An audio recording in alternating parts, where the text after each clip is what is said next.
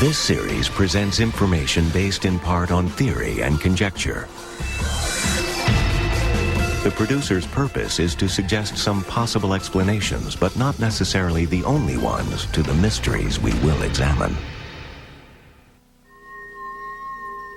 The only man-made object on Earth the astronauts could see from outer space was the Great Wall of China.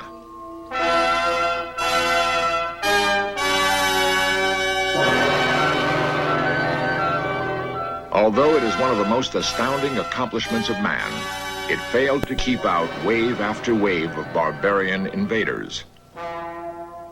Startling new archaeological discoveries in China may shed light on why it was built and on the character of the emperor who completed it.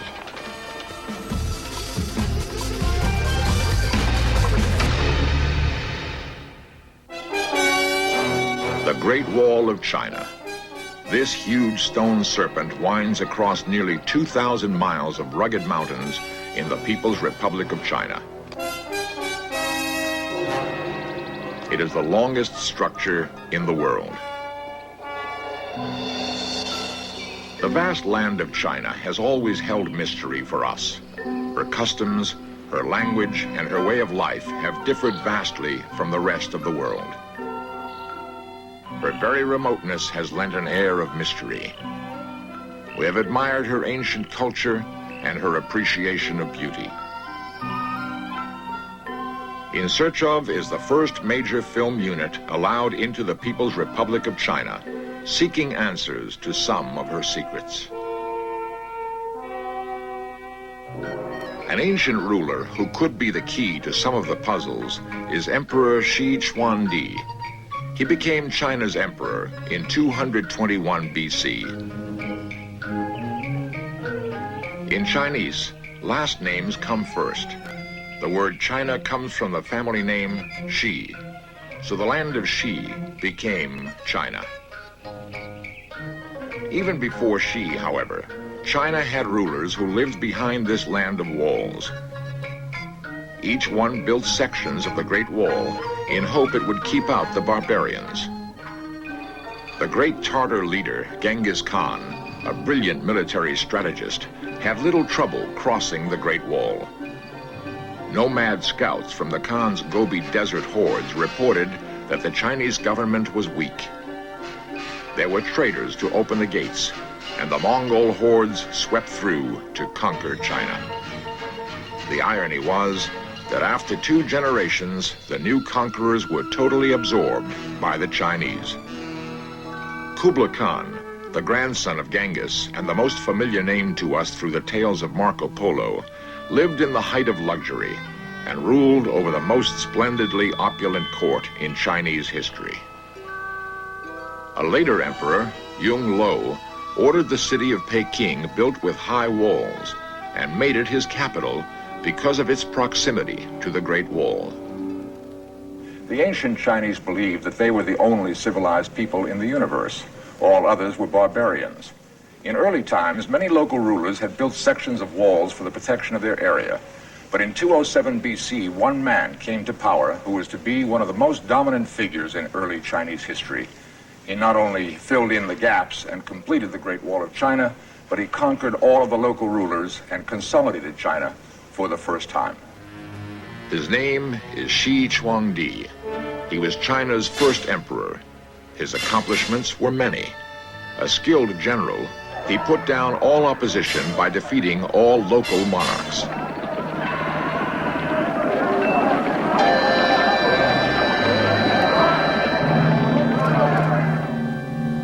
He built roads connecting his capital with the far corners of his empire. He standardized writing, coinage, weights and measures throughout the land. At the University of California at San Diego, we spoke with Professor of History, Dr. Pikowitz. Virtually everything that he did tended to bring China closer together as one unit. It put an end to feudalism. And that's the reason why China today, although it's the size of Europe, is one country. We sometimes don't think why Europe, for example, is so many different countries and China is only one country. It's because of what this man did in 221 BC that China is one nation. To call him a Chinese Caesar, perhaps, is underestimating it. The Great Wall of China defined the emperor's territorial limits. The 2,000 miles of wall was purposely built along the most difficult mountain ridges of northern China. This huge stone casing, filled with tamped earth and rock, is larger in bulk than the combined pyramids of Egypt and Mexico. It rises to precipitous heights and plunges into deep gorges. It is one of the wonders of the ancient world. Some parts of it are so remote they are seldom seen by man. Old sections of wall were linked together from the Pacific Ocean to the vast westward stretches of the Gobi Desert. It meets the eastern terminus for camel caravans on the fabled Silk Route from the Middle East, the path followed by Marco Polo in his famous travels.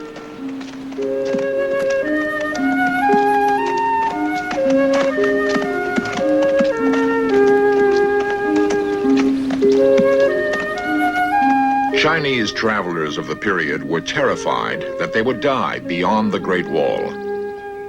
They were afraid their spirits would be unable to pass through the wall to find rest in their homeland.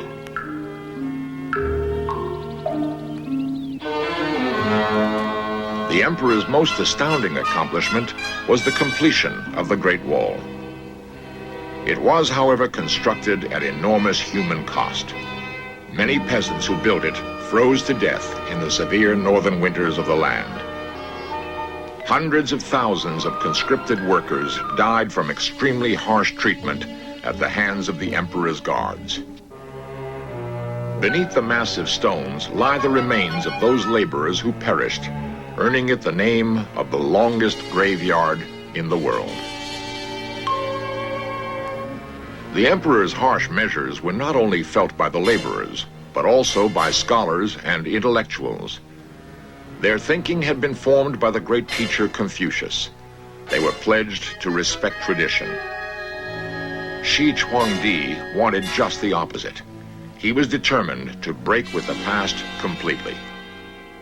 He was known to have carried out a cultural revolution. Although it wasn't called a cultural revolution at the time, it was in fact a movement to erase the history of China in the period preceding his rise to power. He burned books. He buried scholars alive, quite literally. One of the methods used to kill scholars, and I think there were some 460 scholars killed in a 4 or 5 year period. One of the methods of killing scholars was to bury them up to their neck and then to take an axe and lop their heads off. One of his concerns is that he still had rivals in these former kingdoms, these feudal kingdoms, who could threaten his rule. And so he decided, for the first time in Chinese history, to simply collect all of his enemies. 120,000 families were assembled in his capital. He built palaces for them. He built homes for them. But he could keep an eye on them this way. And this is the kind of grand scale on which he always did things. As time passed, he became fearful of reprisals. He would travel incognito across the empire with a small group of trusted followers. Unannounced, he would inspect progress on the Great Wall, arriving and disappearing quietly.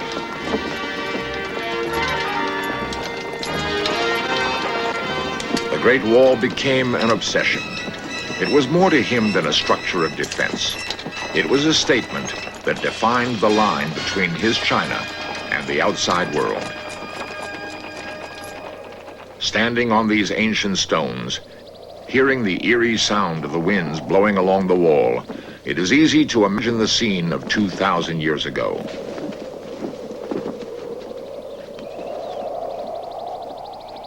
Stone fortresses were built at intervals as living quarters for guards who were on constant duty. They watched for barbarians threatening from the north.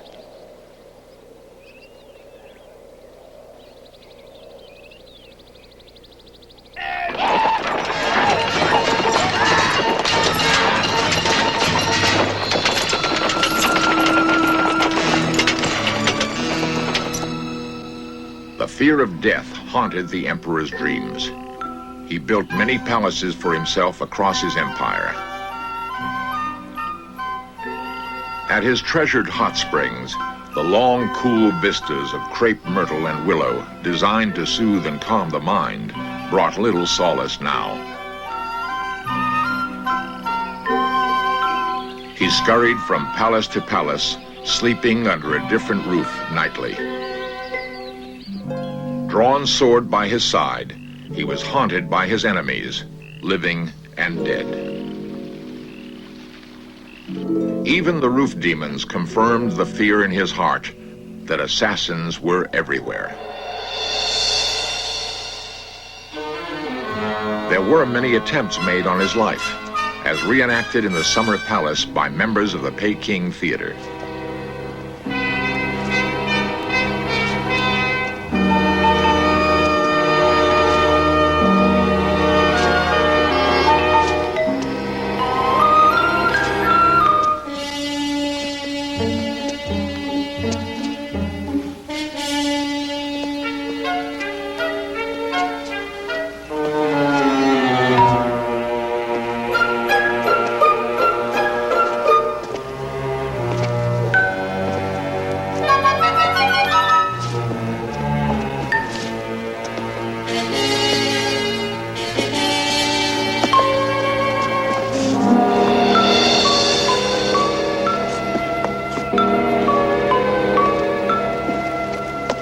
He was a very mysterious figure in some ways, and this is what has interested Chinese historians in him for centuries. He was in search of immortality. He didn't want to die. He had heard a story that in the eastern coastal area of China, there were some islands where sages and immortals lived, and he wanted to find these areas. He became increasingly preoccupied with this in his later years. One day, as his search for immortality continued, a magician asked for an audience with the emperor. The magician spun tales of a wondrous place to the east, where sages knew of a liquid potion which granted immortality. The emperor insisted on all the details of the miracle potion. The magician complied, and even provided directions to the mysterious land. Shortly thereafter, the emperor embarked on his journey. It is ironic that during his travels, while trying to find eternal life, he died at the age of 49. During his lifetime, he exerted tremendous effort seeking immortality because of an inordinate fear of death. Even at the early age of 13, Shi Chuangdi began construction of his own tomb so that he would be ensured protection in the afterlife. Using 700,000 laborers, the emperor spent 37 years building a lavish subterranean palace to protect him after his death. His grand design was an enormous map of China. Each city was represented in miniature, complete with rivers of mercury. The emperor himself was to be laid in a coffin on a huge dragon boat. Statues of members of his personal army were placed to guard the emperor in death. Legend has it that over 24,000 clay soldiers were buried with him. The legendary location of this tomb was said to be under a huge artificial mound called Mount Li in the province of Shenxi. Stories had been passed down that an army of clay soldiers had been buried near the tomb, but none had ever been found. Then, in 1974, in this quiet rural setting, a great discovery was made. Some workers digging a well near Mount Li were amazed when they unearthed strange clay figures. Could these be part of the fabled buried army of the Emperor Shi Chuangdi? In a peaceful rural area of Shenxi province, 500 miles west of Peking, these farmers planted and harvested grain. When the clay soldiers and horses were discovered in 1974, scientists realized this might be part of the legendary buried army of the Emperor Shi Chuangdi. If so, it would be one of the greatest archaeological finds of all time. Some clay miniatures had been found in royal tombs before.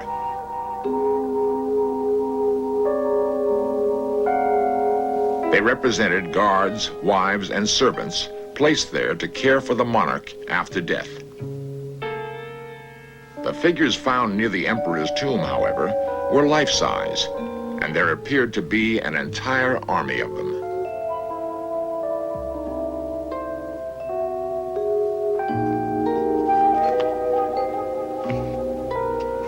When the enormity of this discovery was realized, a huge structure was built over the site of the buried clay army. After further investigation, archaeologists found the army was larger than at first imagined. The emperor's subterranean legions occupied an area of over 3 acres.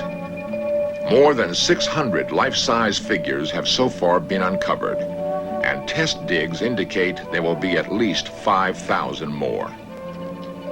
Over a period of 6 years, hundreds of skilled men and women have continued the painstaking work of restoration. One of the original archaeologists at the site discusses the significance of this extraordinary find.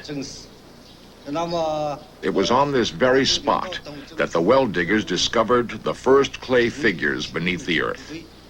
As archaeologists continued to dig, they were profoundly moved by what they saw. An entire army, battle lines formed, ready for attack.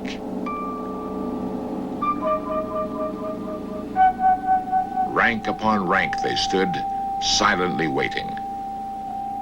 They had stared into the darkened silence as 22 centuries slowly ticked away. The only sound, the snap and sag of a pottery neck as it slumped against the ground in some earth tremor.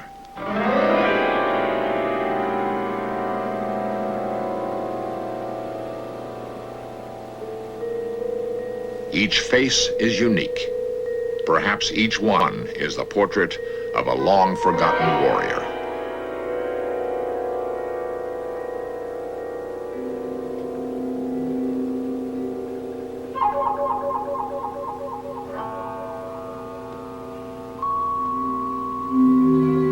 The logistics of creating this vast assemblage were staggering. An artist imagines the scene as it was over 22 centuries ago. Thousands of skilled craftsmen spent their entire lives on the project. Each figure was carefully modeled in clay, oven-fired, and then placed in formation. It was often the practice to bury live members of a monarch's personal guard with him at his death.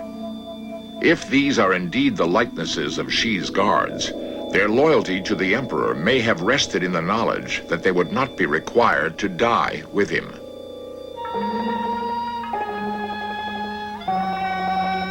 A museum has been built adjacent to the site where these remarkable examples of ancient Chinese art can be seen and admired.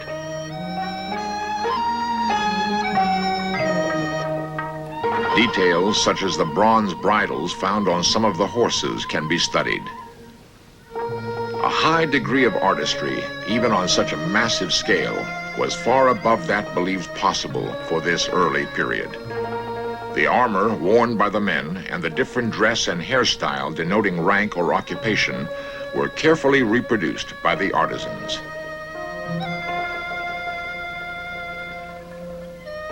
Much can be learned here of the Xi dynasty and of its emperor who built the wall.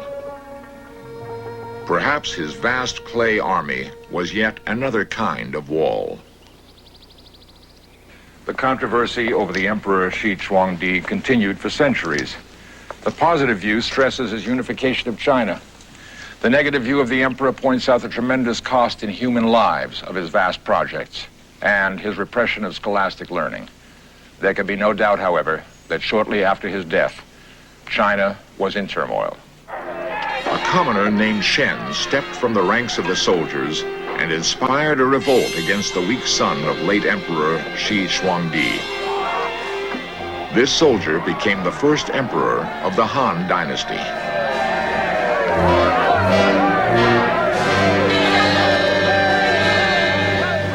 The Xi dynasty fell, but the Great Wall of China has remained for 2,000 years. Often neglected, in some places it is little more than a pile of rubble, repaired many times to a semblance of its former condition. Today, the many walls in China are merely decoration, attracting visitors from around the world. The greatest of these walled palaces is the Forbidden City of Peking. It is the most perfect example of the individual isolation of early Chinese rulers.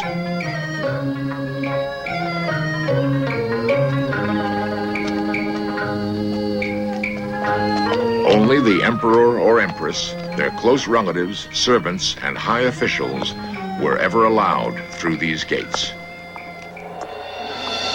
The Great Wall today represents a eulogy to Emperor Xi for the many positive accomplishments of his rule. It is also a huge stone epitaph upon which is written the horrors that he perpetrated. Perhaps it is a timeless comment on the futility of isolation. Late in the evening, when the last visitor is gone and the wind blows again from the north, the sounds of the dead seem to cry out to us in the whining and sighing of the winds along the parapets.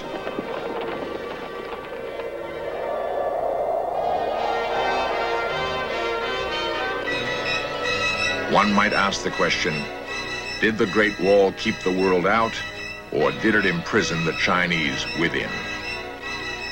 As with many other great works of man, was it worth the thousands upon thousands of lives it cost to build? Coming up next, In Search of continues with an expedition into the sacrificial past of the great Mexican pyramids. Then 20th Century with Mike Wallace reports on the winners and losers of America's ever-expanding gambling mania. And later tonight, History's Mysteries goes hunting in Sherwood Forest for the true story of Robin Hood at 8 here on the History Channel, where the past comes alive.